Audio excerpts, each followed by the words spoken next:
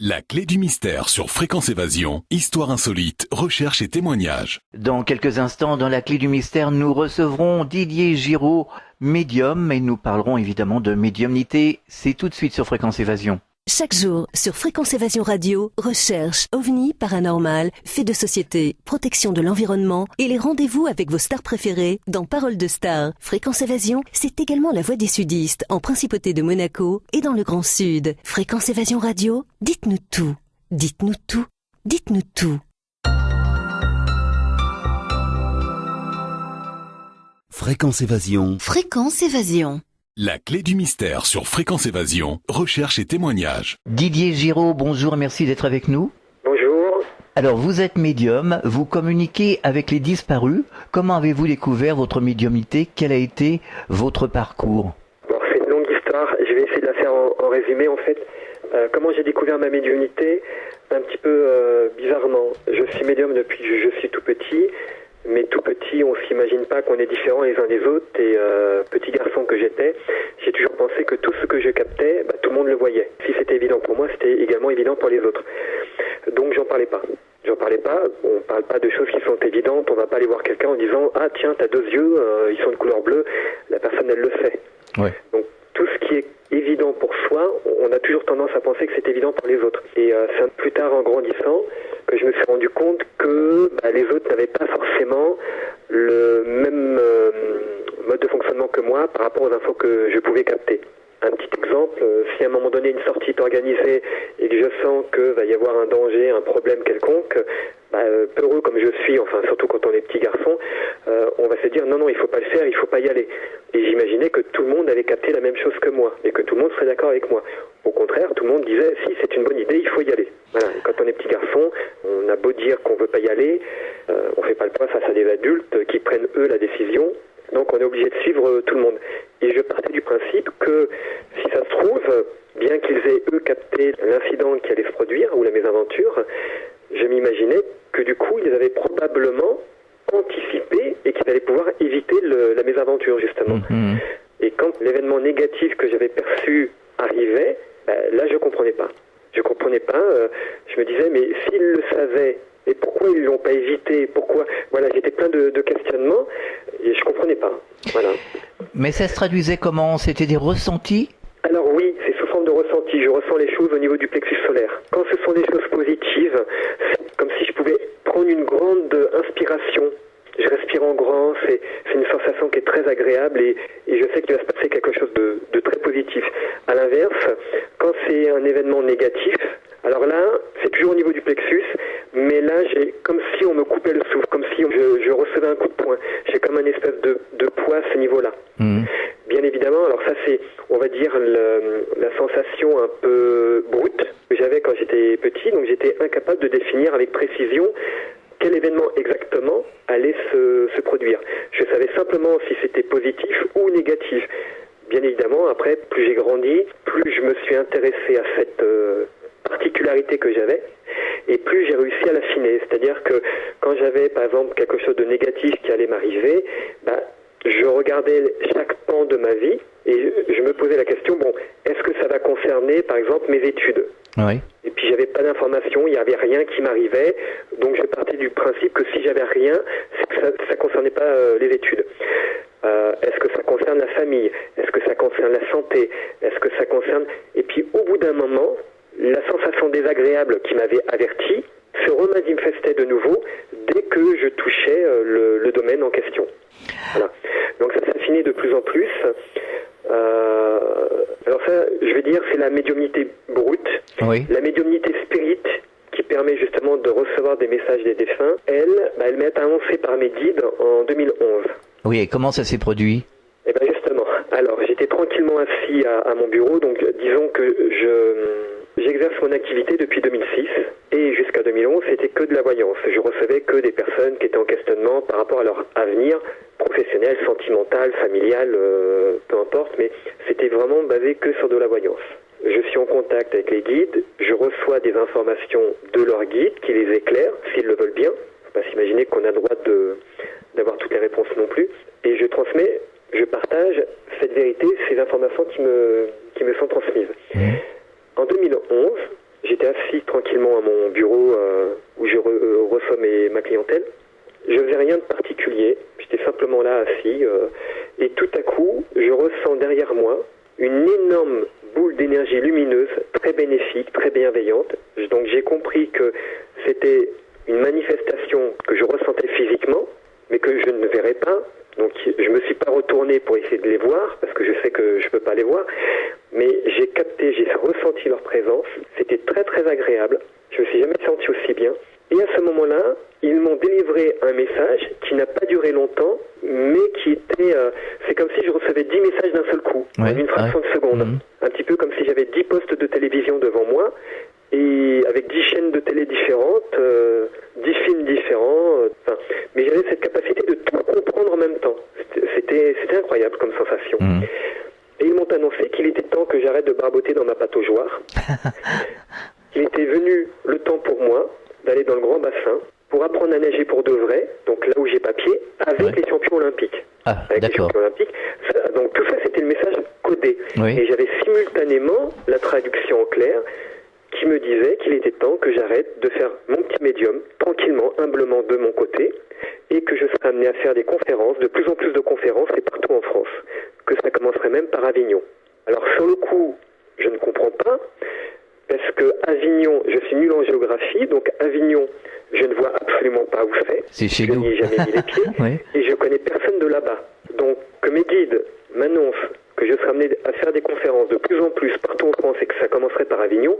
J'habite Bordeaux, je ne vois pas du tout où est Avignon, je connais personne de là-bas, donc ma première pensée c'est mais qu'est-ce que je vais aller traîner là-bas? Je ne vois pas comment ça peut se mettre en place. Le message ne s'arrête pas là, le message continue et ils me disent que dans un délai de 2 ans, je serai contacté pour participer à des émissions de radio. Bon bah voilà, aujourd'hui c'est Fréquence Évasion qui me contacte, il y en a eu quelques-unes avant, que dans un délai de 5 à 7 ans, on me demanderait d'écrire un livre et que je devrais faire 3 ou 4 passages à la télé. D'accord. À la fin du message, quand j'ai capté tout ça, c'était tellement incroyable, c'était tellement grotesque, c'était tellement inattendu, j'ai éclaté de rire. Et ma première pensée a été, là, le médium, je ne sais pas où est-ce qu'il s'est branché, où est-ce qu'il a essayé de se connecter. Le voltage était trop fort, j'ai grillé mes antennes. Je n'y ai pas cru, mais absolument pas. J'ai éclaté de rire. Je me suis adressé par la pensée à mes guides.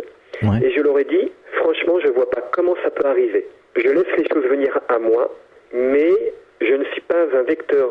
Je ne crée pas les choses. Je me suis toujours dit que si j'étais réellement fait pour ça, les choses se feraient toutes seules. Je ne fais pas de pub, je ne me vante pas, je ne me mets pas en avant. Quand je rencontre des personnes, la première chose que je dis, je leur dis pas, je suis médium.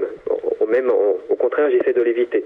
Je fais ça vraiment très simplement, très modestement, avec pas mal de timidité, on va dire. Donc, je me voyais mal contacter des centres, des organismes, des associations pour me présenter en tant que médium et puis leur proposer un partenariat. Pas du tout. À partir du moment où je ne sème aucune graine, je ne peux rien récolter. Et j'ai donc dit à mes guides, franchement, je ne vois pas comment tout ça peut arriver, mais si vous mettez ça sur mon chemin, je vous promets, je relève tous les défis. D'accord. C'était incroyable. Je ne voyais vraiment pas comment ça pouvait se manifester, parce que je savais que je ne ferais rien pour ça. Mais quelque part, je dois avouer que ça m'a flatté mon ego. Parce que je me suis dit que si vraiment on faisait appel à moi pour des conférences, pour de la radio, pour un livre, voire même participer à la télé, ça flattait mon ego et je me suis dit, alors là, ça veut vraiment dire que j'aurais beaucoup évolué dans mon cheminement spirituel, que je serais amené à avoir une certaine notoriété pour qu'on parle de moi. Ça m'a flatté, donc je leur ai dit, si vous mettez ça sur mon chemin, je vous promets, je relève tous les défis. 15 jours après, un monsieur m'appelle. Donc pareil, j'étais à mon bureau, je décroche le téléphone. Le monsieur se présentant comme Étienne Drapeau. Ah oui, Étienne Drapeau. La revue de l'au-delà. Voilà. Ouais. Mais moi, un monsieur que je ne connais pas. Étienne Drapeau, j'ai jamais entendu parler d'Étienne Drapeau. Je ne suis abonné à aucun magazine et je ne lis que très peu. Très peu, pourquoi? Parce que je pars du principe qu'un livre a été écrit par une personne humaine, que cette personne humaine, elle a son propre filtre, et quand bien même elle veut décrire ses expériences et les choses qu'elle a vécues, qu'est-ce qu'il me dit qu'elle les a réellement vécues? Qu'est-ce qu'il me dit qu'elle les a réellement interprétées? Qu'est-ce qu'il me dit qu'elle ne rend pas? Qu'est-ce qu'il me dit qu'elle ne se sert pas, elle ne s'appuie pas d'expériences d'autres personnes pour se les approprier? Voilà. Donc, je ne veux pas être influencé. Et pour ne pas être influencé, je ne regarde pas la télé, je ne lis pas, Je suis uniquement en connexion avec mon intuition, mes ressentis, les informations que je perçois de mes guides. Donc je ne lis pas et Étienne Rappeau, j'ai jamais entendu parler. Il me dit qu'il m'appelle d'une certaine Isabelle. Alors des clientes qui s'appellent Isabelle, j'en ai plein, c'est un prénom qui est commun, qui est courant. Donc moi je pensais que c'était un monsieur qui m'appelait pour prendre un rendez-vous et qui avait entendu parler de moi parce qu'une certaine Isabelle m'avait déjà consulté. Il me demande si j'ai 5 minutes, je lui dis oui, pas de souci. Il me pose des questions sur la médiumnité, sur comment ça se manifeste, depuis quand j'ai ça. Et moi j'avais interprété ces questionnements par quelqu'un un petit peu frileux qui avait peur de tomber sur un charlatan et qui avait besoin d'être rassuré. Je réponds naturellement à ces questions. Oui. Et en répondant naturellement à ces questions, le monsieur me dit, au bout de 5 minutes, il me dit, écoutez, c'est très intéressant tout ça. Comme je vous disais, je suis donc Étienne Rappeau. En fait, je suis le directeur de publication de la revue de l'au-delà. Ah oui. Dès qu'il me dit ça, ma première pensée, on a beau être médium, on a beau capter beaucoup de choses, il y a des fois on est totalement à côté de la plaque, mais là j'étais pas dans la médiumnité, j'étais dans le côté intellectuel et raisonnement, et j'en ai déduit que c'était un professionnel qui me contactait pour me proposer de me vendre de la publicité dans son magazine. D'accord. Voilà, c'est la première pensée que j'ai eue. J'ai déjà été contacté par mail ou par téléphone par des chefs de publicité qui me proposaient d'en vendre. Donc là, qu'il se présente en tant que directeur de publication de la revue de l'au-delà, je pensais qu'il voulait que je lui achète un quart de page, une demi-page ou une page entière dans son magazine. Et franchement, j'ai pas le budget pour. Je ne fais pas beaucoup de consultations par jour. Je ne suis pas une usine. On va dire, je fais du travail artisanal, pas à la chaîne. Je mise sur la qualité et non pas sur la quantité. Bien sûr. Je vis modestement, ça me suffit et je m'en plains pas. Je suis très bien comme je suis. Je cherche pas à m'enrichir non plus. Et donc, vivant simplement, je n'ai absolument pas d'argent à dépenser pour mettre de la pub dans un magazine, etc. Et puis ça allait contre mes principes parce que j'ai toujours dit que si j'étais fait pour ça, ça se ferait naturellement. Donc, je ne l'écoute plus, je le laisse parler. J'attends simplement qu'il l'arrête pour lui dire, écoutez, je vous remercie de votre proposition, mais je ne suis pas intéressé. Le monsieur me dit que cette revue a aidé à parrainer dans toute la France environ 70 associations. Quand il me dit ça, mon raisonnement est toujours le même. Dans ma tête, je me dis, oui, 70 associations multipliées par environ 500 lecteurs, voire 1000 lecteurs, ça va faire entre 35 000 et 70 000 personnes susceptibles de voir ma publicité dans ton magazine. Dépêche-toi d'abréger, que je puisse te dire que je ne suis pas intéressé. Lui continue dans son cheminement me disant ces associations invitent des médiums, des conférenciers qui expliquent un petit peu leur parcours et puis ça se termine par une médiumnité publique. Je voudrais savoir si vous m'autoriseriez à communiquer vos coordonnées pour intervenir dans des associations. Et là, je prends conscience qu'à aucun moment il a prononcé le mot publicité, le mot prix, et comme j'écoutais d'une manière distraite, j'attendais simplement des mots-clés que je n'ai pas entendus. Et à ce moment-là, je le fais répéter. Je dis, écoutez, excusez-moi, j'ai menti un petit peu. J'ai dit, je crois que la communication a été mauvaise. J'ai pas bien compris ce que vous me demandiez. Il répète, mais là, du coup, j'écoute très attentivement. Et quand il me demande donc de transmettre mes coordonnées à des associations pour que j'intervienne en tant que conférencier et médium, là, 15 jours seulement auparavant, j'avais reçu le message de mes guides. Autant dire que j'étais totalement stupéfait. Mes guides m'ont déjà annoncé des grandes choses, des grands revirements de situation, des grands tournants dans ma vie, mais quand ils m'ont annoncé, jamais ça s'était mis en place 15 jours seulement après. Ça prenait plusieurs mois, voire plusieurs années. J'avais largement le temps de me préparer. Quand ils m'avaient annoncé tout ça, d'une part, je n'y ai pas cru, et parce que je n'y ai pas cru, moi j'ai mis ça de côté, et puis je focalisais pas dessus. Donc là, je suis totalement surpris et je dis donc à Étienne Rappeau, je dis, alors écoutez, je suis obligé de vous dire oui. Vous confirmez le message que j'ai reçu de mes guides il y a seulement 15 jours. Très curieux, il me dit, comment ça racontez-moi. Je lui raconte, comme quoi ils m'ont annoncé que j'allais faire des conférences de plus en plus partout en France. Et je précise, ils m'ont même dit que ça commencerait par Avignon. Et là, j'entends Étienne Rappeau au téléphone qui s'exclame, qui fait « Oh !» Il me dit, écoutez, c'est incroyable. J'ai sous les yeux les coordonnées de l'association Les Roses à Avignon, la dernière association que nous avons aidé à mettre en place. Je voulais vous faire commencer par elle, j'attendais un signe, et vous venez de me le transmettre. Oui, en effet. Et là, j'ai compris pourquoi mes guides m'avaient parlé d'Avignon. Nos guides nous connaissent parfaitement. Ils savent parfaitement comment nous allons agir et réagir. Ils savaient que j'allais pas y croire. Ils savaient qu'à l'avance, j'allais leur dire, si vous mettez ça sur mon chemin, je vous promets, je relève tous les défis. C'est facile de promettre quelque chose quand on sait qu'il n'y a aucune chance que ça puisse se réaliser. Je prenais aucun risque. Oui, oui. C'est comme si je disais, je donne 1 million d'euros à celui qui est capable de me tuer 10 fois et de me ranimer 10 fois. Ah oui, c'est vrai. Voilà, Ouais. et tuer d'une balle dans la tête et voilà. Là, je prends aucun risque à parier, puisque je sais que c'est pas possible. C'est exactement ce que j'ai fait avec mes guides. Sauf que ça s'est réalisé. Et c'est là que tout a commencé alors finalement. Eh ben, ce que je n'avais pas compris moi sur le coup, et c'est là où après je suis rentré dans une grande panique, on va dire, c'est que quand il m'a proposé conférence et médiumnité à la fin, moi je pensais que c'était faire de la médiumnité à des vivants pour connaître leur avenir, pas de la médiumnité spirit, rentrer en contact avec les défunts. Il n'y a qu'à la fin, au moment où il allait pour raccrocher, qu'il me dit « Bon, écoutez, Monsieur Giraud, je suis ravi de cette conversation. Je vais raccrocher. Je rappelle aussitôt Michel Sicard, président de l'association Les Roses à Avignon, qui sera ravi de compter dans leur conférencier médium un nouveau et jeune médium pour entrer en contact avec les défunts. » D'accord. Et quand il a prononcé ça, alors là j'ai eu très peur. J'ai pris conscience de ce qu'il me proposait et immédiatement j'ai pris une grande inspiration pour lui dire attendez, on s'est mal compris. Oui. Je voulais tout arrêter tout de suite et en fait j'ai pas eu le temps. Au moment où j'ai fait et j'allais parler, j'ai entendu. Mais là pour le coup, je ne suis pas clairaudient, mais pour le coup j'ai vraiment entendu avec mes oreilles physiques. J'ai entendu. Si vous mettez ça sur mon chemin, je vous promets, je relève tous les défis. Comme si on m'avait enregistré dans un dictaphone et qu'on me repassait l'enregistrement à ce moment précis. Au moment précis où j'allais dire attendez, ça je sais pas faire, ça j'en suis pas capable. J'allais tout arrêter parce que voilà, moi j'étais persuadé. Ça m'a tellement stupéfait que aucun son n'est sorti de ma bouche. C'est comme si j'avais plus d'air dans les poumons, j'étais totalement bloqué. Et j'ai pas pu parler. Et Étienne Drapeau a raccroché. Je me suis retrouvé bêtement avec le téléphone à la main, la bouche grande ouverte et incapable de parler. Ils sont malins de l'autre côté. Ah oui. J'ai reposé mon téléphone. Toute la journée, je n'ai pas été bien. Toute la journée, j'ai passé mon temps entre assis sur mon bureau, sur mon fauteuil de bureau, à essayer de respirer calmement, de me calmer. Mais j'étais tellement nerveux qu'il était impossible pour moi de rester assis. Du coup, je me relevais de nouveau, et je marchais, je tournais dans la pièce, et je m'adressais à eux, et je leur disais, mais vous faites quoi? Vous m'avisez, c'est quoi là? Mais j'ai jamais fait ça, je ne sais pas faire ça, c'est pas ma compétence à moi. J'étais vraiment paniqué. Et je leur ai dit, mais si j'y vais, mais tout le monde va me prendre pour un charlatan. Je vais être l'arrivée de tout le monde. J'étais vraiment pas bien, paniqué.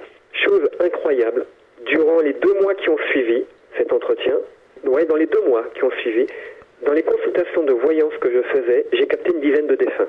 D'accord. Et j'étais moi-même surpris. Et c'est pas ce que je recherchais, ça venait tout seul. À un moment donné, il y a une dame qui me consultait pour connaître son avenir professionnel. Et moi, la seule chose que je captais, c'était une vieille dame pour laquelle elle s'était fait du souci pour sa santé. Et là, je lui dis, écoutez, vous êtes fait du souci pour une vieille dame par rapport à sa santé. Elle me dit, quand vous me dites ça, la seule personne à qui je pense, c'est ma grand-mère. Ah oui.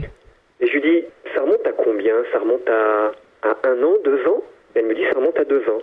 Et là, je parlais à l'imparfait, au passé, et j'ai compris que, du coup, c'est pas qu'elle était guérie, cette dame, c'est qu'elle était décédée. Et je lui dis, mais attendez, mais votre grand-mère, elle est décédée? Elle me dit oui. Et je sentais une présence, comme quand je sentais la présence de mes guides quand j'étais plus petit. Et du coup, je lui dis, votre grand-mère, elle était comme ceci, elle était comme cela. Je la décris physiquement, elle me dit oui. Et je lui donne plein d'indications. Je lui dis, à la fin de sa vie, votre grand-mère, elle était en fauteuil roulant? Elle me répond oui. Je dis, mais elle n'était pas en fauteuil roulant parce qu'elle était handicapée. Elle n'a pas eu d'accident, elle n'était pas paraplégique. Je lui dis, elle était en fauteuil roulant simplement parce qu'elle avait plus suffisamment de force dans les jambes pour se tenir debout correctement. Elle pouvait se mettre debout, mais ça lui coûtait beaucoup d'efforts et elle ne pouvait pas y rester longtemps. Elle me confirme.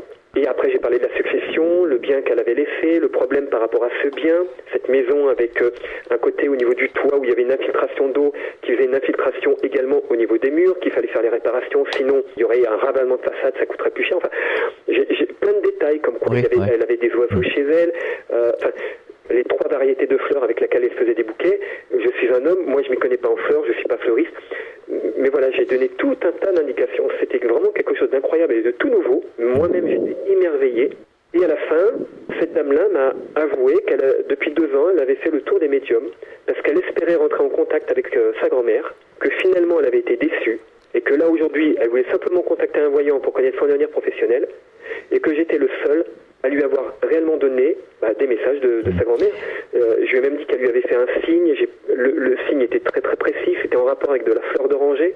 Tout était limpide, tout était précis, et même moi je découvrais en même temps les choses. C'était vraiment incroyable. Donc ça a duré comme ça pendant 2 mois. Et à ce moment-là, est-ce que vous étiez en clairaudience, en clairvoyance, ou simplement, comme vous me disiez tout à l'heure, c'était du ressenti? Alors, après, tout dépend de la définition des mots. Pour moi, j'imagine que la clairvoyance, c'est voir avec ses yeux physiques. Je ne vois pas Oui, c'est ça, ses yeux physiques. Clairaudience, c'est entendre avec ses oreilles physiques. Oui. Moi, je peux voir, mais à l'intérieur de mon esprit. Je peux avoir des mots qui me sont donnés, mais pareil, à l'intérieur de mon esprit. Oui, mais alors, quelque part, c'est peut-être un peu la même chose, c'est-à-dire, ça donne le même résultat, parce que moi, je sais que un jour, j'ai entendu une voix télépathique, et cette voix télépathique, je sais qu'elle venait pas de l'extérieur, qu'elle venait de l'intérieur de moi, mais par contre, elle était aussi forte qu'une voix normale, physique. Donc, est-ce que ça donne le même résultat? Disons, le même résultat, je ne saurais pas dire, parce que je ne peux pas comparer. Il y a que la fois où vraiment, comme je disais tout à l'heure, où j'ai entendu. Si vous mettez ça sur mon chemin, je vous promets, je relève tous les défis, comme si on m'avait enregistré au dictaphone. Oui. Là, vraiment, j'ai entendu. Là, et puis pourtant, j'étais tout seul dans la pièce, donc oui, ça surprend. Ça n'a pas la même portée, c'est pas le même son. Mais après, peu importe qu'ils utilisent un moyen ou un autre, ce qui est important, c'est le message en lui-même. Oui, bien sûr. La véracité de ce message-là. La force de ce message-là. Et quand je capte les choses de l'intérieur, je les capte également au niveau émotionnel, au niveau sensitif. Donc j'ai les émotions qui vont avec. Et ça, c'est très riche, parce qu'un mot, on peut le définir d'une manière, on va dire, intellectuelle. Mais un mot, il peut avoir plusieurs définitions. Je vais donner un exemple tout bête. Le mot « con ». Oui. Con, ça peut être très péjoratif. Si on dit à quelqu'un « gros con », voilà, c'est très péjoratif, donc c'est très grossier. Mais moi, j'adore quand je fais une bêtise, parce que je suis quelqu'un de très taquin, j'aime bien blaguer, et qu'on me regarde et puis on me fait... et qu'on me dit gentiment « t'es con ». Oui, j'ai une cousine qui me disait gentiment quand j'étais gamin, parce que j'étais un petit peu, je me laissais un peu faire, quoi. Elle me disait, alors petit con, quand est-ce que tu vas réagir? Et ça, c'était gentillet. Voilà. Donc, tout va dépendre, en fait, c'est un mot, tout dépend de l'intention que l'on met dans le mot. Et l'avantage de capter les choses à l'intérieur, c'est que quand j'ai un mot, je sais si le mot a une connotation positive ou négative. D'accord. Voilà. Ou alors, il y a des fois, je ne sais pas. Quand je ne sais pas, c'est parce qu'on me donne un mot qui n'appartient pas à mon vocabulaire et un mot dont je ne sais même pas s'il existe vraiment. Et ça, c'est pareil, c'est troublant. Alors, du coup, maintenant, je travaille avec un dictionnaire à côté de moi parce que il y a des fois, je ne comprends pas ce que l'on me fait dire. Ça parle à la personne qui est en face de moi. La personne en face de moi, elle comprend tout. Mais moi, je suis le seul qui ne comprend pas. Par moment, je dis à la personne, attendez, là, j'ai besoin de vérifier parce que j'explique à mes clients, là, je comprends pas ce que je vous raconte et moi, je suis totalement paumé. Et si je suis paumé, ça me met dans une situation où je perds confiance et j'ai envie d'arrêter. Didier Giraud, je vous propose de marquer un temps d'arrêt. On revient dans quelques instants. À tout de suite. Chaque jour sur Fréquence Évasion Radio, vos rendez-vous quotidiens. Écoutez Fréquence Évasion en téléchargeant l'application iPhone ou Android et retrouvez-nous sur www.fréquenceévasion.com. Infos, chroniques, interviews et détente. Fréquence Évasion Radio, dites-nous tout. Fréquence Évasion. Fréquence Évasion. La clé du mystère sur Fréquence Évasion, recherche et témoignages. Nous sommes de retour sur Fréquence Évasion. Nous parlons médiumnité en compagnie de Didier Giraud, c'est la clé du mystère. Quels sont les principaux messages que vous délivrent les disparus? Alors, la première chose que je capte, en règle générale, ils se font reconnaître. Ils vont pas adresser immédiatement un message bateau, je sais bien, je vais bien, ne sois pas triste, etc. D'abord, ils se font reconnaître. Ils se font reconnaître, c'est-à-dire ils vont me parler d'eux du temps de leur vie terrestre. Et donc, je vérifie avec la personne. Je dis, voilà, tiens, un jour, lors d'une consultation, pareil, une dame qui voulait que de la voyance, tout à coup, je capte Robert, Papy Robert. Je dis, tiens, c'est bizarre ça. Je demande à la dame, à ma cliente, c'était par téléphone, je lui dis, vous aviez un grand-père qui s'appelait Robert? Et là, elle me dit, Papy Robert? Oui, pourquoi? Je dis, écoutez, je sais pas, il y a ça qui me vient et je sens une présence à côté de moi, une présence masculine, donc je pense que c'est lui. Et donc, pour le vérifier, comme d'habitude, il me montre des images. Alors, la première chose qu'ils me disent, c'est depuis quand ils sont partis et depuis Est-ce que c'était il y a tant de temps? Est-ce que quand je pose une question, c'est parce que j'en sais rien moi. Je veux simplement vérifier l'information. Bien sûr. Et à chaque fois que je pose la question, systématiquement, j'ai un oui. Voilà. Alors oui. Et à un moment donné, j'ai visualisé, comme si on me montrait, comment je vais dire, vous savez, comme au restaurant, quand vous demandez une bouteille de vin, il y a le serveur qui la penche légèrement et qui vous montre l'étiquette. Oui, c'est vrai, oui. Et ben, j'ai eu cette image-là. Deux mains qui tenaient une bouteille de vin, légèrement penchée en arrière. Et à ce moment-là, je me suis dit, ah, tiens, le papy devait beaucoup aimer le vin. Oui. C'est un peu symbolique, finalement. Oui. Et donc, je dis à ma cliente, ah, visiblement, votre papy aimait beaucoup le vin parce qu'il me montre une bouteille de vin. Et là, elle me dit, non, s'il vous montre une bouteille de vin, c'est qu'il était producteur de vin. D'accord. Voilà. Donc, le symbole est toujours juste. C'est l'interprétation que fait le médium qui peut être faussée. Alors, c'est difficile, justement, de ne pas se tromper dans l'interprétation. Personne ne peut prétendre ne pas se tromper. À mon avis, c'est pas possible. Oui, c'est pas évident. Pas. Ça peut être une erreur d'interprétation. Après, c'est pas grave. Quand j'ai dit il devait aimer le bon vin parce qu'il me montre une bouteille de vin, bon, ça prête pas à confusion. Elle savait qu'il était producteur de vin, donc ça l'a pas troublé outre mesure, et elle a mieux compris le symbole que moi. Le tout, c'est d'essayer de transmettre l'information telle qu'elle nous vient, sans chercher à l'interpréter. Alors, il y a des symboles, il y a des images qui doivent être beaucoup plus précises que d'autres. Oui, alors il y a des fois, effectivement, ça peut être tiré par les cheveux. J'ai plus d'exemples précis en tête comme ça, mais il y a des fois, oui, on pédale, on mouline pour essayer de comprendre. J'ai pas d'exemple précis, je peux pas en donner. Mais enfin, à tous les coups, ça fonctionne de toute façon. Oui.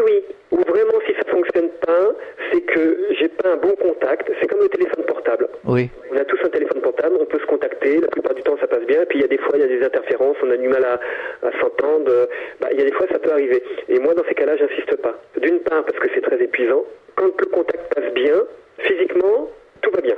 Quand le contact est difficile, c'est un petit peu comme une communication téléphonique. Quand vous avez du mal à comprendre ce que l'autre dit, vous faites un effort de concentration, puis c'est épuisant de ne pas comprendre. Eh ben, c'est pareil. Donc à ce moment-là, quand je donne une information, deux informations, trois informations, et puis que la personne qui est en face, elle me dit non, ça me parle pas, ou non, ça surtout pas, j'insiste pas. Je dis à la personne, bon bah écoutez, c'est peut-être pas le moment, ou alors je suis pas le médium qui va réussir à entrer en contact avec cette personne-là. Est-ce que les disparus vous parlent de leur vie dans l'au-delà? Alors oui, tout à fait, ça arrive. Il y a l'exemple que j'en ai eu un il n'y a pas longtemps, c'était, j'ai fait une conférence à Rambouillet dimanche, et l'un des contacts que j'avais, donc un jeune garçon qui avait mis fin à ses jours de manière volontaire, et je le décris comme étant quelqu'un d'impatient. Quelqu'un qui était idéaliste et qui voulait obtenir tout de suite, rapidement, et qui supportait pas la contrariété, qui supportait pas les difficultés, etc. Ça le frustrait. Et du coup, c'était pas le mauvais bougre, mais comme il était impatient, il se mettait un petit peu tout le monde à dos. Donc c'était pas évident, c'était pas facile pour lui. Et ce qu'il m'a montré, donc il m'a montré qu'il avait beaucoup évolué. Et du coup, de l'autre côté maintenant, on a bien pris soin de lui. Il a eu des guides qui ont été très patients, qui l'ont écouté. Parce que quand il est passé de l'autre côté, il avait besoin de dire tout ce qu'il avait sur le cœur. Avant de comprendre que finalement, il n'avait pas une vie malheureuse. C'est simplement sa vision de sa vie sur Terre qui était erronée parce qu'il était trop dans l'ego. Ils l'ont écouté patiemment. Ils l'ont bien accompagné. Et du coup, de l'autre côté maintenant, c'est lui qui accompagne les personnes qui arrivent dans un état encore de souffrance ou de colère, et il fait ce que ses guides avaient fait pour lui, à savoir prendre le temps de les accueillir, prendre le temps de les écouter, etc. Un petit peu comme si vous étiez frustré d'une journée, que le soir en rentrant, vous passez toute la soirée à vous plaindre auprès de votre femme, il est pour rien la pauvre, c'est un petit peu comme si elle avait le rôle de la psychothérapeute, mais ça vous permet, vous, d'évacuer la pression. Bien sûr. Et c'est ce qu'il fait de l'autre côté. Très souvent, ils me disent, les personnes également, qu'ils ont retrouvés. Ils peuvent me donner des prénoms. Alors là, quand ils me donnent des prénoms, moi j'adore ça parce que c'est très précis un prénom. Je décris la personne, je décris quand elle est partie, si c'était avant ou après la personne avec laquelle je suis en contact. Je donne des caractéristiques et la plupart du temps, ça parle avec le prénom. Donc ils se retrouvent et puis je dis ils font ça, ils font ça, ils font ça. Ils se reposent un petit peu comme s'ils se détendaient, comme si c'était des vacances. Il y en a d'autres qui ont envie de se charger d'une mission. J'ai le cas, par exemple, d'une jeune femme qui est décédée trop jeune et elle n'a pas eu d'enfant. Et elle adorait les enfants. J'ai pu vérifier avec sa maman. Je lui ai dit, qui meurent en bas âge, elle les accueille de l'autre côté. C'est comme si elle était monitrice d'une garderie et que les enfants passaient... Enfin, voilà, c'est quelque chose vraiment de très très joyeux. Oui. Et ça, dans la notion de plaisir, c'est vraiment un amour partagé. C'est pas un travail. Il n'y a pas de notion de travail. Il y a des fois, on n'a pas envie de travailler, mais on n'a pas vraiment le choix. On le fait. Bah oui. Là-bas, non. On n'a pas envie, on fait pas, et c'est pas grave, personne nous en veut. C'est comme une distraction. C'est comme un grand plaisir, voilà. Voilà. Distraction, le mot n'est pas tout à fait juste. Oui. Ça serait... j'ai pas le mot en tête, il me vient pas, mais... C'est comme ici sur Terre, quand on a un travail qui nous plaît, artistique, on est passionné, on n'a pas l'impression de travailler. Quand on travaille... Voilà. C'est une passion. On peut sauver les choses dans la passion. Oui. Donc ça nous plaît, et quand on fait des choses qui nous plaisent et qu'on les fait avec le cœur, ça nous fait grandir, ça nous remplit d'énergie, on est bien. Quand on fait des choses à contre-cœur et qu'on est fatigué, qu'on n'a pas envie mais qu'on se force, là ça nous coûte énormément en énergie. Oui. Et de l'autre côté, si tout à coup j'ai envie de jouer d'un instrument, mais que c'est vraiment une envie qui vient de l'intérieur, je vais pouvoir le faire. Voilà. Il n'y a pas de notion d'ego, il n'y a pas de notion de compétition, on ne se compare pas les uns par rapport aux autres. C'est ça qui est génial. Oui, après, ici on est toujours dans la dualité, dans le jugement, et ça devient fatigant au bout d'un moment. Non seulement c'est fatigant, mais c'est surtout destructeur. Oui. Parce que quand vous dites fatigant, ça veut dire que ça vous épuise. Ça veut dire que petit à petit, ce sont vos énergies qui s'amenuisent. Et quand les énergies sont trop basses, après vous vous mettez en danger. Énergétique, physique, émotionnel, intellectuel. Mais vous vous mettez en danger. Et donc c'est destructeur. Alors, les auditeurs nous posent souvent des questions sur la réincarnation. Est-ce que vous avez eu justement des informations venant des disparus sur cette réincarnation? Alors, des disparus en eux-mêmes, non. Parce que si je rentre en contact avec un esprit et qu'il me dit qu'il s'est réincarné, je vois pas comment je peux rentrer en contact avec lui. Non, mais il pourrait savoir comment se passe le processus de réincarnation, etc. Il pourrait avoir même pris conscience de ses vies passées. Alors, ce que je sais, parce que je l'ai vécu, c'est-à-dire à l'époque, quand j'étais dans mon ancien travail, j'avais des déplacements clientèle, et une nuit je dormais à l'hôtel, et durant cette nuit-là, mes guides sont venus me chercher, ils m'ont emmené de l'autre côté, dans cet autre plan. Bon, c'est magnifique. Oui, alors justement, décrivez-nous ce que vous avez vécu. Alors, la première chose, tout est frappant. Il n'y a pas une chose qui m'a frappé en particulier, tout m'a frappé. Oui. Tout est spectaculaire. Déjà, cette sensation de légèreté. On n'a pas un corps qui est lourd, qui a du mal à se mouvoir. On n'a pas un corps qui fait mal au niveau physique. Tout n'est que légèreté. On se déplace sans aucun effort. Il n'y a pas de notion d'effort. Oui. Il y a cette capacité de voir infiniment près comme infiniment loin. La notion de se mouvoir pour se déplacer, alors on a un corps énergétique, on peut marcher comme avec le corps physique, mais on n'est pas obligé. On peut se laisser glisser dans l'astral, comme si on volait, comme si on lévitait, oui. Mais sans le moindre effort. C'est un petit peu comme si vous preniez un escalator, que l'escalator vous fait avancer, mais que vous aviez à la main une télécommande qui vous permet de réguler la vitesse. D'accord. Oui. Donc on peut se mouvoir très très rapidement, on peut y aller tranquillement, tout doucement pour bien s'imprégner de la beauté des lieux, parce que tout est beau de l'autre côté, oui. Donc on a envie de prendre son temps. Mais c'est un petit peu comme s'il y avait une espèce de téléportation, tellement ça peut être rapide. La faculté de se mouvoir, c'est un petit peu comme si on était dans l'eau. Je comprends bien. C'est comme un mélange d'air et d'eau. Oui. Dans l'eau, on sent l'eau autour de nous, et puis avec des mouvements, on peut nager. Sauf que l'astral est beaucoup moins compact que l'eau. C'est pour ça que je dis c'est un mélange entre le côté, entre l'air et l'eau. Donc il y a ça. La deuxième chose qui est incroyable, il n'y a plus aucun souci de communication. Et on est dans une vérité absolue. Pourquoi ? Parce que dès que je pense quelque chose, j'envoie cette pensée et j'envoie également les sentiments qui accompagnent cette pensée. Ça veut dire que l'autre qui est en face le réceptionne tel que vous l'envoyez. Il n'y a plus d'erreur d'interprétation. Et ce qu'on m'avait montré cette nuit-là, c'est quelqu'un qui venait tout juste de décéder, qui était attendu, qui était accueilli par des personnes qui l'ont connu, mais qui étaient décédées avant elle. Et ce monsieur donc qui venait à peine d'arriver, donc il était surpris, il découvrait tout ça pour la première fois. J'ai bien compris que, vu son étonnement, c'est quelqu'un qui ne croyait pas en tout ça, donc il se demandait ce qu'il faisait là, qu'est-ce que c'était que ça, s'il n'était pas en train de dormir, en train de rêver. Et donc il y a un homme qui s'approche de lui, qui l'accueille. Et quand il a vu cet homme, alors c'est ça qui est incroyable, c'est pas mon histoire, mais il suffisait simplement des spectateurs pour savoir exactement tout ce qui s'était passé. on est vraiment dans une forme de connaissance universelle absolue. Alors finalement, il n'y a plus de faux concepts. Non, il n'y a plus aucun faux concept. Quand vous passez de l'autre côté, si vous voulez vous intéresser à l'aspect médical, eh ben, immédiatement, vous êtes imprégné de la connaissance médicale et vous savez absolument tout sur tout. Parce qu'ici, on ne peut pas réagir normalement avec les gens. Ils sont bourrés de jugements, de préjugés. Donc, on ne peut pas agir les uns et les autres comme on devrait le faire, même traduire ses sentiments ou n'importe. Donc, de l'autre côté, on ne se pose pas la question, ça se fait automatiquement. Voilà, c'est ça. C'est dans l'exemple que je donne là, donc ce monsieur qui vient de décéder, qui passe de l'autre côté, il avait le monsieur qui l'accueille en face, c'était son beau-père qui était décédé des années auparavant. Ce monsieur, ce beau-père-là, c'était quelqu'un qui avait une belle situation.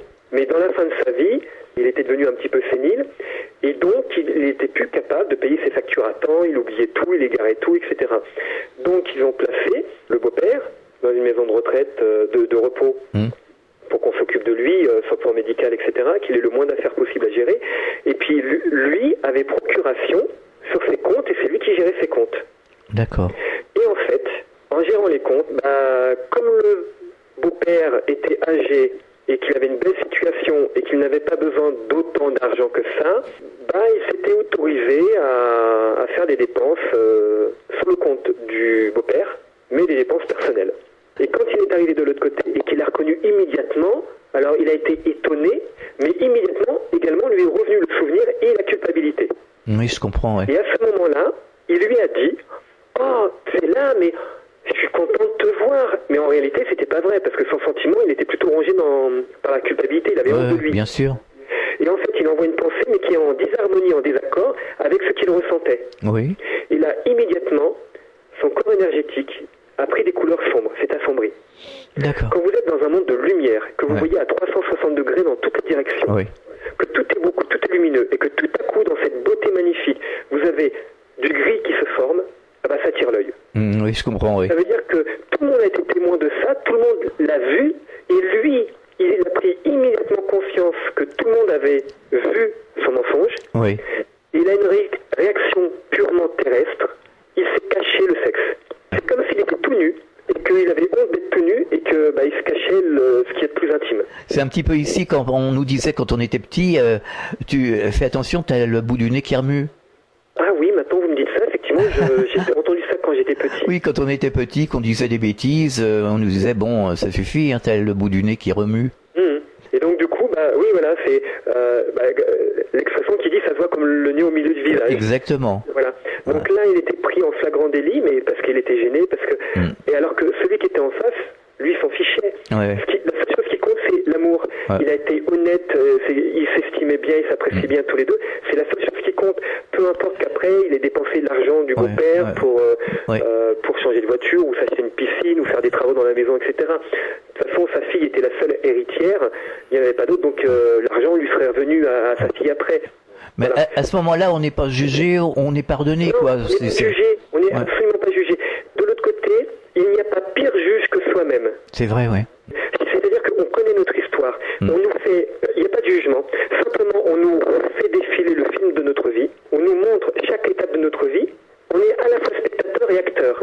Spectateur parce qu'on revoit tout ça, mais on est en même temps acteur parce qu'on ressent les émotions que l'on a fait naître dans ceux qui ont croisé notre chemin, notre parcours terrestre. Ça doit pas être facile. À un moment donné, dans une journée, j'étais mal luné, j'ai mal dormi, je me sens agressé, il y a du bouchon sur mon chemin pour aller au travail, et que j'arrive au travail et que il y en a un, il me saute dessus et j'ai à peine le temps d'arriver, de me détendre, il me dit au fait ton client il t'appelait, et que du coup je l'envoyais chier parce que je stresse trop et que je me décharge sur lui, et je vais revoir cette scène, mais je vais également vivre la souffrance qu'a vécue cette personne par ma faute, par ma réaction. C'est ce que nous disent les expérienceurs de NDE.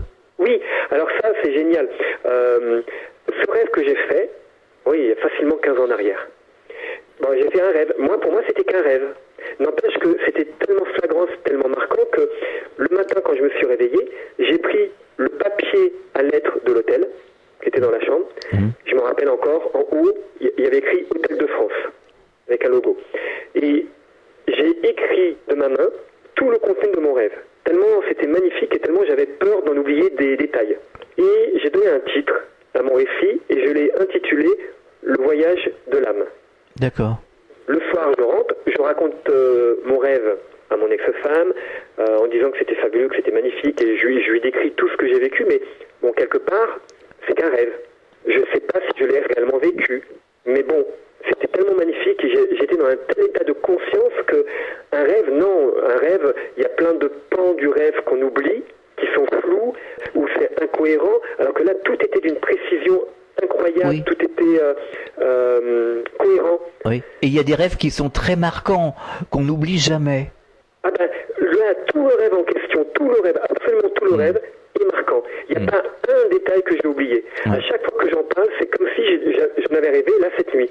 C'est grave, c'est comme un tatouage. Un tatouage, 10 ans après, il est toujours présent, il est toujours là. Voilà. C'est toujours aussi net, toujours aussi précis. Donc c'est vraiment incroyable. Cette notion de connaissance universelle, on arrive de l'autre côté, on sait tout sur tout. On sait, si on veut se rappeler de nos vies passées, on se rappelle. Oui. Ça fait... Donc on sait absolument tout. Et donc, il y avait un petit côté frustrant parce que c'était qu'un rêve. Et un jour, donc des années plus tard, sur M6 passaient les émissions de télé faites par Stéphane Alix, reporter d'investigation, qui s'est intéressé au paranormal, qui interviewait des expérienceurs, qui interviewait des médiums, des psychiatres, etc. Et de là, je suis tombé sur 2 témoignages à la télé. Le témoignage de Nicole Dron. Un petit coucou à et Nicole. le témoignage de... comment il s'appelle le monsieur? Il est décédé il n'y a pas longtemps, en début d'année. Oui, de Toulouse. Attendez, Zut, on a un trou de mémoire tous les deux.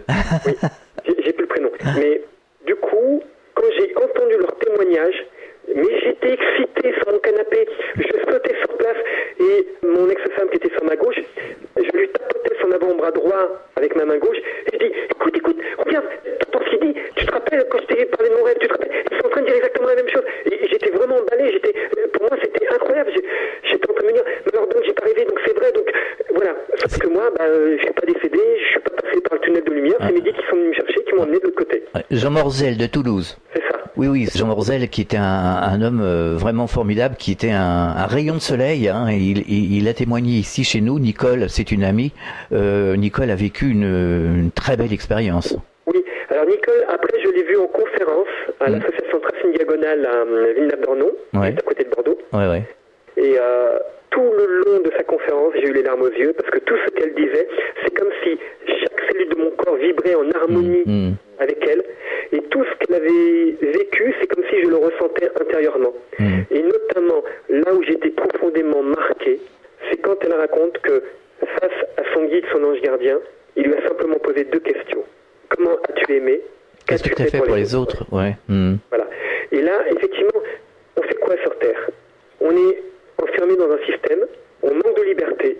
Ah oui. Et puis la plupart du temps, on ne peut pas faire tout ce que l'on veut, tout ce qu'on aimerait. Ah non. Il y a une frustration, et dans cette frustration, on se dit, zut, moi j'ai pas envie de me priver, donc je fais ça pour moi. Ouais. Et donc, au quotidien, on a l'habitude de vouloir se faire plaisir parce qu'on est frustré de la vie. C'est vrai que c'est très difficile, hein. Voilà. On focalise sur notre bien-être, sur le côté éventuellement familial, le noyau vraiment intime. Oui. Mais les personnes que l'on ne connaît pas, parce qu'on ne les connaît pas, on ne lève pas le petit doigt. Alors que c'est des personnes qui sont peut-être en souffrance, alors que c'est des personnes qui demandent peut-être 3 fois rien, mais nous on va se cacher derrière oui, j'ai pas le temps. Oui, c'est vrai. Là, un exemple qui est tout bête, on conduit, on est pressé, on est à la bourre, quelqu'un arrive sur le côté, elle a incédé le passage, tant pis, moi je passe et puis elle attendra. Oui, mais ça fait peut-être déjà 5 minutes qu'elle attend, avec tout le monde qui passe et personne qui la laisse passer. C'est ça, on manque un petit peu de courtoisie de nos jours. Une courtoisie qui existait avant, finalement, qui disparaît dans cette société complètement, chaotique, hein, on peut dire les choses comme elles sont. C'est très difficile ce passage que l'on vit en ce moment-là, donc il faut être un peu plus vigilant. C'était début d'année dernière. J'étais totalement révolté par le système, par tout ce qui était mis en place, par la restriction de liberté, vraiment révolté. Et quand je suis révolté, je m'adresse à l'univers, parce que j'ai personne en face de moi pour faire part de ma révolte. Je m'adresse à l'univers et je dis, mais c'est du n'importe quoi ça. Ah oui. Vous laissez faire ça. Oui, c'est vrai. Bon, ils sont pas en charge d'administrer la planète Terre.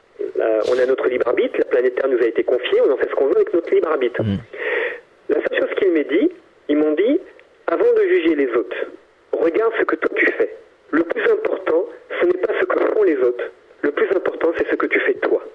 Oui, c'est vrai. Donc j'étais en train de décrier les autres. Ouais. Ils m'ont aidé à réorienter mon regard. Et le plus important, c'est ce que je fais moi. Si le système ne me plaît pas, d'accord, mais qu'est-ce que moi je fais? Pour le changer, oui. Il faut être juste. Mais on essaye. Il y a beaucoup de personnes, de gens magnifiques qui essayent de faire quelque chose. Et c'est pas facile. Et on voit que de toute façon, là, on s'en va de plus en plus dans un monde chaotique. Alors, bon, on est sur Terre, hein, nous, hein, donc c'est pas évident. Et le passage que l'on vit actuellement est extrêmement dur. Oui, il est pénible, il est difficile, et malheureusement, il va l'être de plus en plus. Bah oui, on va aller où comme ça? C'est ça le problème. Jusqu'à ce qu'à un moment donné, il y ait une prise de conscience massive. C'est la quantité. Voilà, il y a une expression qui dit l'union fait la force. Oui, tout à fait. C'est la quantité des personnes qui sont en souffrance, la quantité des personnes qui vont trouver que tout est injuste, qui font que, au bout d'un moment, on va se regarder puis on va se dire tiens, mon voisin il pense comme moi, je le vois dans son regard où il est totalement, je peux pas dire inexpressif parce qu'au contraire c'est très expressif, mais comme si totalement incohérent. Voilà, je comprends pas comment on en est arrivé là. Et on va voir ça de plus en plus. Et de plus en plus, on va avoir envie de changer tout ça parce que finalement, ce système-là, il n'est profitable que pour ceux qui le dirigent. Exactement. Bon, c'est vrai qu'on a l'impression que il y a des gens qui font plein de choses. On le voit sur les réseaux sociaux, on le voit un peu partout. Mais on a l'impression qu'on doit porter la Tour Eiffel à bout de bras tellement que c'est dur. Quoi. C'est vraiment dur. Oui, mais alors là, ce que je capte instantanément, on me dit, mais ça c'est une illusion. On vous fait croire qu'il faut porter la Tour Eiffel à bout de bras. Ouais. Voilà. On a focalisé notre regard, on nous a conditionnés. Et on nous fait croire qu'il faut faire comme ça. Et non, il suffit simplement de dire non, il faut se recentrer sur soi. Se dire mais moi qu'est-ce que j'ai envie? Pourquoi je serais obligé de faire ça?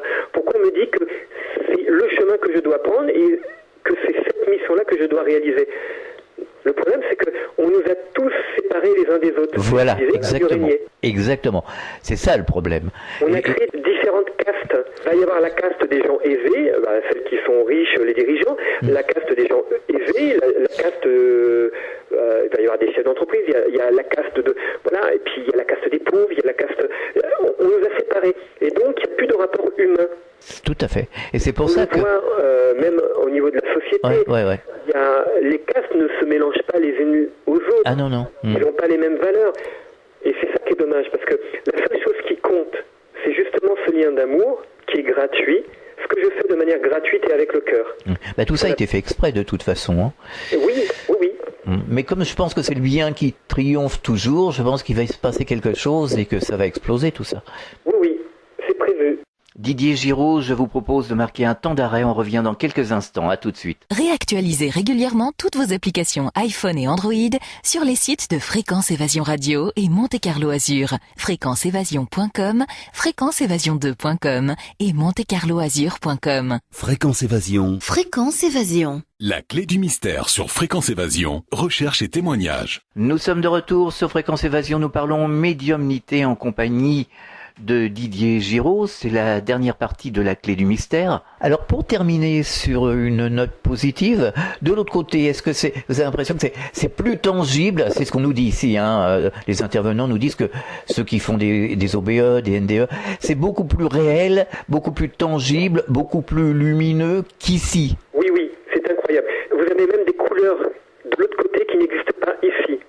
Tout est lumineux de l'autre côté. C'est-à-dire que quand vous regardez un brin d'herbe, le brin d'herbe il est vert. Oui. De l'autre côté, quand vous regardez un brin d'herbe, c'est un petit peu comme si le brin d'herbe verte, c'était une lumière verte. Ça irradie de la lumière. Enfin, c'est incroyable. Quand j'en suis revenu, moi, de cette fameuse nuit où on m'a montré, l'explication que je donnais, c'est un petit peu comme si, vous savez, il existe des ampoules de couleurs. Oui. Des spots, voilà. Et un brin d'herbe, c'est comme s'il était composé de millions de spots. C'est très lumineux, c'est très joli. Ici, les couleurs sont ternes, elles sont pas colorées. Mais c'est vrai, ouais. C'est ça qui est incroyable. Oui, tout est beaucoup mieux de l'autre côté. Tout est symphonie, tout est douceur, tout est légèreté, tout est plénitude. Enfin, c'est vraiment incroyable. Et puis, c'est vraiment instantané, à condition d'avoir une conscience ouverte et de pas trop culpabiliser de ce qu'on a pu faire sur Terre. Oui, et savoir se pardonner. Ce qui nous empêche d'évoluer de l'autre côté, c'est notre propre culpabilité. C'est pour ça que je disais tout à l'heure, il n'y a pas pire juge que soi-même.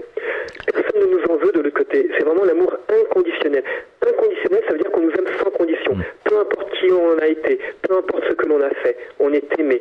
Mais quand vous n'êtes pas fier de vous, quand vous prenez conscience de tout cet amour qui existe, ça vous renvoie la bassesse que vous avez pu avoir dans votre vie terrestre, et vous avez le sentiment de ne pas mériter tout ça. Finalement, cet amour-là devient une souffrance. Il faut savoir se pardonner et dire, bon, je vais essayer de me corriger. Exactement. En fait, les personnes qui sont dans le bas astral, ça veut dire qu'elles sont encore empreintes de leur ego. Oui. Bon. Une personne qui est dans l'ego, c'est quoi? C'est simplement quelqu'un qui ne veut pas reconnaître ses torts. Voilà. Et qui va toujours chercher des justifications. Oui. Et qui va te fournir des explications. Oui, mais si j'ai fait ça, c'est parce que lui avant il avait fait ceci, c'est à cause d'un tel, et puis là ça s'est pas passé comme je voulais. Alors, non, on ne demande pas de nous justifier. On nous montre les choses, sans nous juger, sans nous condamner, pour nous montrer là où on a eu tort. Et quand on comprend une erreur, on l'accepte, on se pardonne, et on se fait une simple promesse. J'essaierai de faire mieux la prochaine fois. Exactement. D'ailleurs, Nicole expliquait justement qu'elle s'était assise au bord d'un ruisseau, d'une rivière, et elle voyait la vie en tout, que les gouttes d'eau étaient c'était comme des pierres précieuses. Oui, tout vibre. Tout vibre. Tout vibre, tout est amour, tout est vivant, tout est rayonnant. C'est incroyable. Il y a vraiment une beauté magnifique. En fait, il suffit simplement, pour comprendre tout ça, d'observer un enfant. Un enfant est capable d'admirer une fourmi. Oui. De suivre son parcours pendant 20 minutes. Il est capable de toucher de l'herbe. Il y a beaucoup d'enfants qui mettent les choses à la bouche. C'est vrai, c'est vrai, oui. Et il y a des enfants qui peuvent être émerveillés, qui vont regarder des feuilles d'un arbre avec des grands yeux émerveillés. Oui. Là, ils découvrent. Oui. Nous, à l'âge que l'on a, on est habitué, il n'y a plus cette notion de découverte, on n'est plus émerveillé. Oui, quelque part, on était aussi massacré par le système dans lequel on vit. Tout à fait. Petit à petit, on a notre conscience qui s'endort et on n'arrive pas réellement à prendre conscience de la beauté du monde tel qu'il est, parce que le monde est beau. Ah oui, mais absolument. On focalise notre attention sur des choses inaccessibles et illusoires. Idiote, ouais. Et donc du coup, de l'autre côté, l'enfant, l'émerveillement qu'un enfant peut avoir en découvrant le monde terrestre, de l'autre côté, on est dans cet émerveillement constant. Est-ce que vous donnez des conférences? Oui, beaucoup. La prochaine conférence que je donne, justement, j'ai reçu un texto de la secrétaire tout à l'heure. Alors, qu'est-ce qu'elle me dit, Marie-Madeleine? Elle me dit qu'ils nous attendent avec impatience, et ça sera justement à Avignon. Donc j'aime bien la synchronicité. J'ai expliqué un petit peu le message que j'avais reçu de mes guides. Ouais. Et comme par hasard, la prochaine conférence, c'est justement l'association Les Roses à Avignon. D'accord.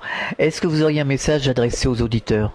Alors, non, pas particulièrement, parce que un message, ça serait donner une directive. Et non, moi je pars du principe que chacun doit se recentrer sur soi, et chacun fait comme il peut. Voilà. D'accord. C'est à chacun de sentir ce qu'il peut faire, même s'il a le sentiment que c'est dur.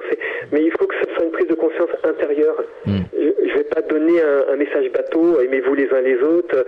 C'est facile à dire, c'est plus difficile quand on est au volant de sa voiture et qu'on a risqué sa vie parce qu'il y en a un qui vous a coupé la route. Ouais.